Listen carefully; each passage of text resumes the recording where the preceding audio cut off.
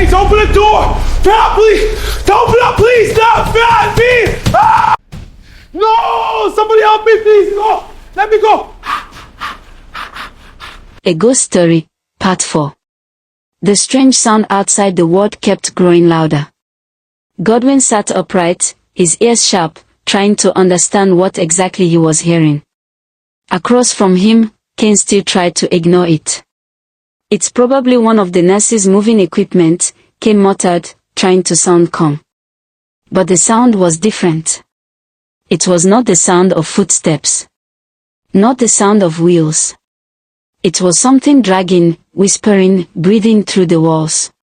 Godwin stood up slowly. "Kane, something is wrong," he said quietly. Kane finally looked up. For a moment both of them sat silently as the sound echoed again through the corridor. This time even Kane could hear it clearly. They stared at each other. After a brief argument about whether to ignore it or check what was happening, the two young trainees finally agreed to step outside the ward and see for themselves. Godwin slowly pushed the ward door open. The corridor lights flickered faintly. The hallway was long and empty. But something in the air felt strange. Heavy. Cold. Then they saw it.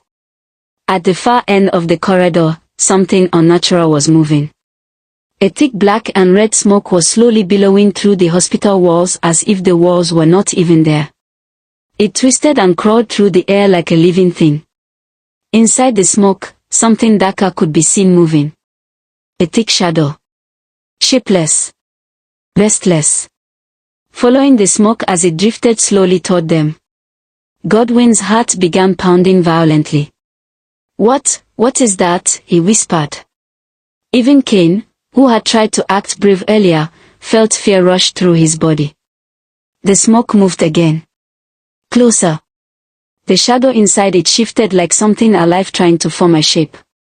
Without saying another word, both of them suddenly turned and ran back toward the office. Their footsteps echoed loudly through the corridor as panic took over. They reached the office door almost at the same time. But just as they got there, Kane pushed the door open quickly, jumped inside the room, and slammed the door shut. Before Godwin could step inside, Kane had already locked the door from the inside. Godwin stood outside the ward door, breathing heavily in shock. "Kane! Open the door," he shouted, banging on it. But inside the room, Kane said nothing. And down the corridor behind Godwin, the black and red smoke was still slowly moving closer.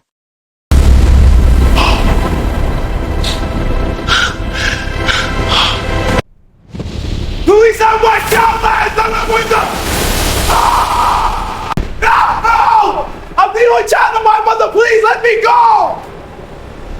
Let me go! I am the only child of my mother! Please, somebody help me! Please let me go! Somebody help me! Kate, oh no! Dr. Godwin, don't you want to treat your patients? No! Get away from me! Please, I beg you! No! Look for them!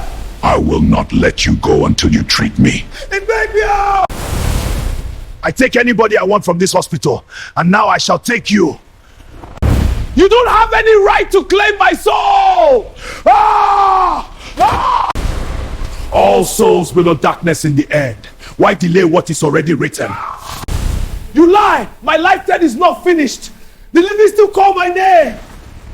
Dr. Godwin, you must come with me now. No! Somebody help me, please! No! Let me go! All souls belong to the darkness in the end. Why delay what is already written? All souls belong to the darkness in the end. Why delay what is already